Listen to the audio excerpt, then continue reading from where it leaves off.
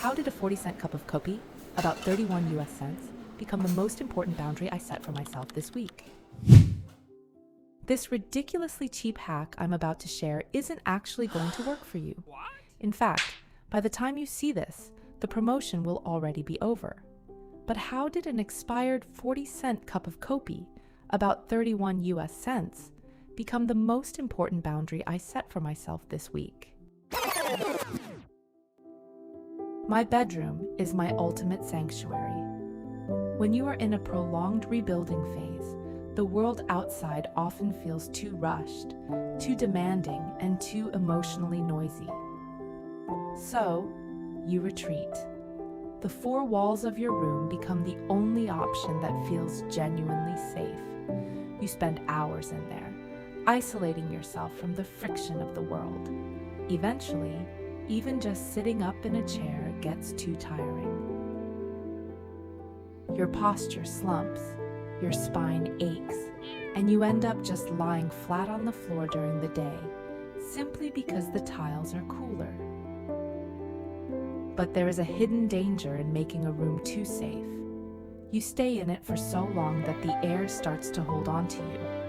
The room develops a very distinct, unventilated scent. It is a heavy undertone of skin, of body heat, of trapped breath.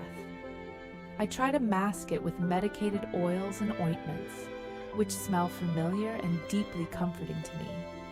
But I know if someone were to open the door, they would immediately smell the musk of a room that hasn't exhaled in days. I know logically it isn't healthy.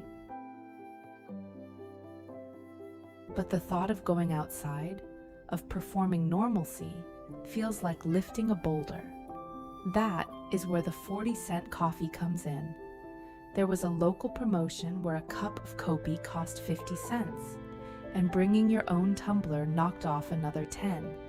It was a ridiculously tiny, insignificant hack, but it gave me the one thing I desperately needed: a low-stakes excuse to open my door. It was cheap enough to justify, and simple enough that it didn't require me to have my life together.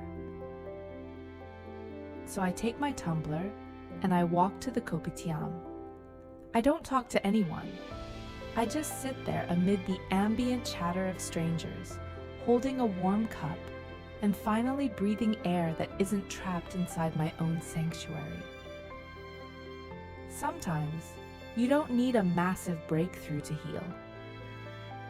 Sometimes you just need a 40-cent reason to let the outside air hit your face.